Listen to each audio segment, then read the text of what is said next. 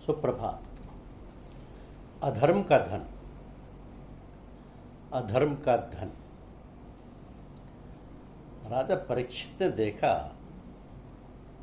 कि एक बैल केवल एक ही पैर पर खड़ा है और एक व्यक्ति उसे लकड़ी से मार रहा है। तो राजा ने बैल से पूछा कि तेरे 3 चरण किसने काट दिए? धर्म रूपी बैल ने कहा कि राजन, मैं अभी तक यह निर्णय नहीं कर सका हूं कि मेरे पांव किसने काटे और कौन मुझे दुखी कर रहा है। कोई कहता है कि काल दुख दे रहा है, तो कोई कहता है कि कर्म ही मनुष्य को दुख देता है। कोई दुख का कारण स्वभाव बतलाता है। तो अपना स्वभाव शांत रखो, काल, कर्म और स्वभाव ही जीव को दुख देते हैं। तो राजन, मेरे दुख का कारण आप ही सोचें। राजा समझ गए कि वह कठोर पुरुष जो कि गाय बैलों को सता रहा है कली ही है। ये कली ही धर्मनिष्ठों को सताता है। वे कली को धन देने को तैयार हुए तो कली राजा की शरण में आया। कली ने परीक्षित के चरणों को स्पर्श किया और यही कारण है कि परीक्षित राजा की मति भ्रष्ट हुई। तो जिस मनुष्य के स्वभाव और चरित्र से हम अनजान हो उसका हमें कभी भी स्पर्श न करना चाहिए। जिस व्यक्ति का तुम स्पर्श करोगे उस व्यक्ति के कुछ न कुछ परमाणु तुम्हारे शरीर में प्रविष्ट हो जाएंगे।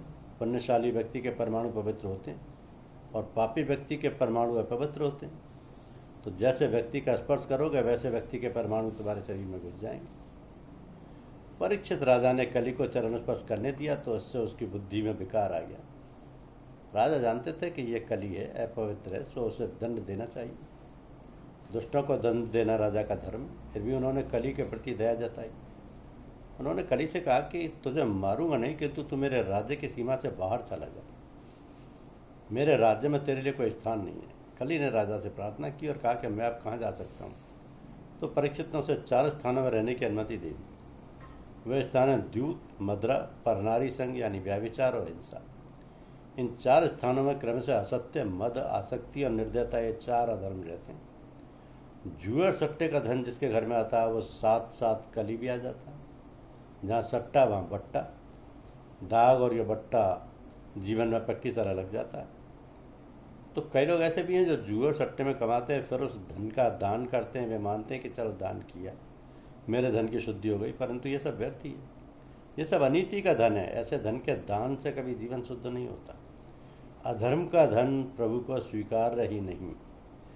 शास्त्र निषिद्ध भोज्य वस्तुएं जहाँ खाई जाती हैं, जहाँ जानबूझकर हिंसा की जाती है, वहाँ कली अवश्य रहता है।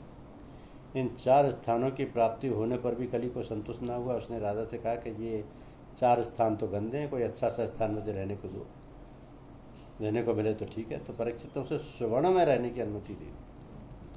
अब अशुद्ध साधन से जब स्वर्ण घर में रहता है तो कली भी उसके साथ आधमकता है। अनीति और अन्याय से प्राप्त धन में कली, अनीति द्वारा धन कमाने वाले को तो कली दुखी करता ही है, पर जो ये धन अपने वारिस के लिए रखता है वह वारिस भी दुखी होता है।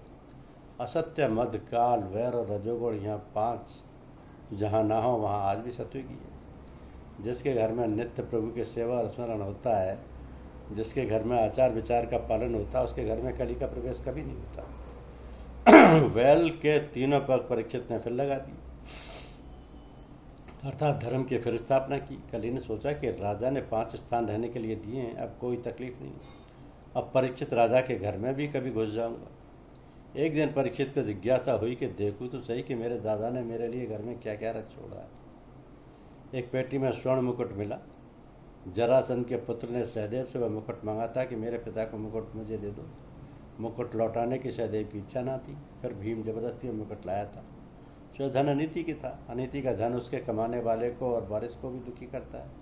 इसलिए उस मुकुट को पेटी में बंद करके रखा गया था। आज परीक्षित ने देखा कि उसे पहन लिया। देखा तो वह मुकुट अधर्म से लाया गया था, इसलिए उसके द्वारा कली ने परीक्षित की बुद्धि में प्रवेश किया। धन्यवाद।